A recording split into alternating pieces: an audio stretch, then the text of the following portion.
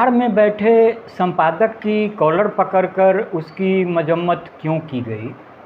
Traffic police से क्यों उलझ बैठा संपादक? ट्रैफिक पुलिस ने संपादक को कैसे औकात बता दी? संपादक के चैम्बर में योग्य, ईमानदार और सक्षम मुस्लिम सब एडिटर क्यों मूर्छित हो गया? उसने माँ कसम खाई, इसके बावजूद उसे क्यों अपमानित किया गया? संपादक को लात मारकर क्यों जा रहे हैं पत्रकार? ऐसे बहुतेरे सवाल हैं।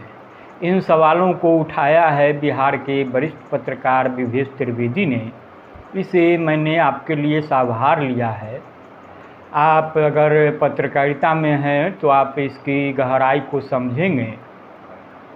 अगर पत्रकार नहीं है तब भी आपको यह ज़रूर पसंद आएगा। मेरा आग्रह है कि आप न्यूज़लेटर विथ राकेश रंजन को सब्सक्राइब ज़रूर करें। हाँ, शेयर करें, लाइक करें और कमेंट भी ज़रूर करें। तो विवेश लिखते हैं कि मेरे शरीर के अंदर दशकों पूर्व प्रवेश कर चुका पत्रकारिता का कीड़ा अभी मरा नहीं है। यह कीड़ा मुझे सपने में भी काटता रहता है। कल रात भी कुछ ऐसा ही हुआ। मैं एक चैम्बर में बॉस वाली कुर्सी पर बैठा हूँ। कुर्सी पर तौलिया, टेबल पर कंप्यूटर, अखबार की फाइल, दीवार पर गणेश शंकर विद्यार्थी व प्रभास जोशी की तस्वीरें हैं। सामने 4 खाली कुर्सियां हैं। चैम्बर के दरवाजे में लगे शीशे से झांकते कुछ दाढ़ी बालों की शक्लें अरुण शौरी और सुरेंद्र प्रताप सिंह से मिलती जुलती थी, लेकिन सबकी उम्र कच्ची। मुझे स्कैन कर रही आँखों में कई सवाल तैर रहे थे। कौन, कहाँ से, किस जाति का, पार्टी का, मेरा गॉडफादर कौन और मेरी ससुराल कहाँ? मुझे महसूस हुआ कि मैं किसी बड़े संस्थान में बड़े ओहदे पर बैठाया गया हूँ। समझ में नहीं आ रहा था कि कहाँ बैठा हूँ और मेरा काम क्या है। अपनी हैसियत जानने को मैंने शीशे में झांक रहे चिल्हरों को बुलाकर पूछने के लिए इशारा करना चाहा। आंखें मिलते ही वे खिसक चले। उटपटांग सपने अपनी कड़ियाँ खुद ढूंढ लेते हैं। अचानक मेरा प्राइवेट नंबर वाला मोबाइल बजा। वाइफ का कॉल आ रहा है। मैंने बगैर देर किए कॉल रिसीव किया। हेलो, आपको संपादक बनवा दी हूँ। अब तो मुझे विश्वविद्यालय में गेस्ट टीचर बनवाइए। मैं चौंक कर बोला, मैं और संपादक, मगर कहाँ? उधर से बीबी ने झिड़की लगा दी। 55 में ही सठिया गए। टेबल पर अखबार की फाइल देखिए। मैंने गौर से पढ़ा। चमचा टाइम्स। बीवी बोले जा रही थी, आपके प्रकाशन क्षेत्र में जहाँ जहाँ विश्वविद्यालय हैं वहाँ के डीन से लेकर कुलपति की चमचागिरी में खबरें छापना शुरू करिए। पंखे की हवा में दूसरी दीवार पर टंगा कैलेंडर तेज़ी से झूमने लगा। कैलेंडर पर लिखा है, तरक्की का नया नज़रिया। इस बीच मेरा ऑफिशियल फ़ोन बजने लगा। प्रधान संपादक। हेलो, मैं चंद्रशेखर। यार क्या कर रहे हो? मैं संभला। सर, मौसम वैज्ञानिक ने फिर पलटी मारी है।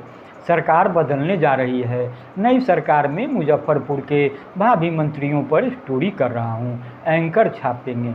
मेरी बात पूरी होने से पहले ही यूपी के प्रतापी पत्रकारों की सुसंस्कृत भाषा में ग्रुप एडिटर चिल्लाया। लगा मेरी भी नौकरी चली जाएगी। मौसम वैज्ञानिक की जगह उनकी पार्टी का नाम लिखो। मैं जी घिघिया रहा था। इस बीच बिग बॉस का फ़ोन कट गया। मैं देर तक प्रधान संपादक की भाषा पर मनन करता रहा। आप चौंकिए मत। बनारस की गलियों और 80 घाट के आसपास की चाय दुकान की गालियाँ और संपादकों और देश के IIT संस्थानों में छात्र छात्राओं की जुबान पर तैरने लगी हैं। मैं चैम्बर में ही हूँ। प्राइवेट फ़ोन से अभी हेलो हेलो की आवाज़ आ रही है। अपनी घबराहट पर काबू पाते हुए मैंने कहा, बोलो। अभी तो मुझे यहाँ के कुलपति का नाम भी पता नहीं है। बीवी ग्रुप एडिटर के लहजे में चिल्लाई, आप खाक पत्रकारिता करते हैं। मैनेजमेंट कॉलेज वाले प्रोफेसर को डीन बनाया गया है। आज ही उसकी तस्वीर के साथ बड़ा प्रोफाइल छापिए। दिव्य ज्ञान से मेरी आंखों में चमक आ गई। मैंने कॉल बेल बजाना चाहा। इस बीच शीशे में फिर अरुण शौरी का हम शक्ल नजर आया। इस बार मैंने इशारे में देर नहीं की। इसी बीच वह कमर के बल झुकते हुए प्रवेश किया। हाथ में 2 पेज टेबल पर रखते हुए बोला, सर आपकी ससुराल के बगल वाले फ्लैट में मेरी बुआ रहती हैं। भाभी के साथ मेरी फुफेरी बहन कॉलेज जाती थी। मैं चौंक गया। इस खोजी पत्रकार को सुराग कहाँ से मिल गया। उसने बगैर देर किए दूसरा पंच मारा। दीदी कहती हैं कि भाभी हर परीक्षा में टॉपर होती थी। मैं अंदर से गौरवान्वित हुआ लेकिन महसूस नहीं होने दिया।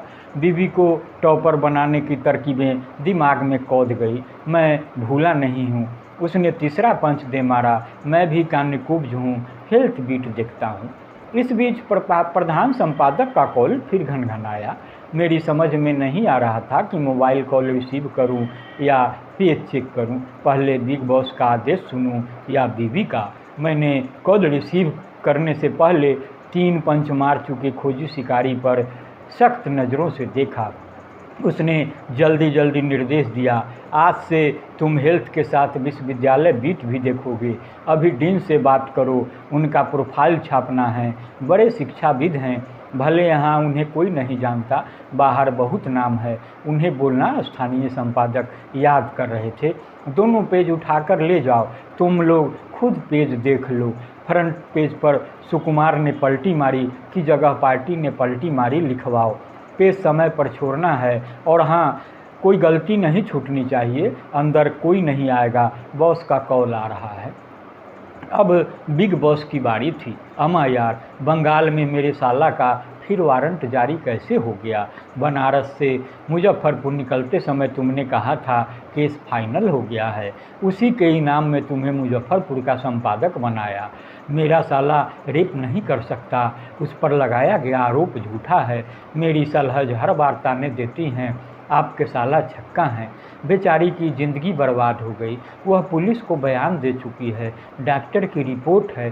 समझ में नहीं आता है कि किस पर भरोसा करें। केस हटवाने के लिए 3-4 पत्रकारों को संपादक बना चुका हूँ, फिर भी वारंट जारी हो जाता है।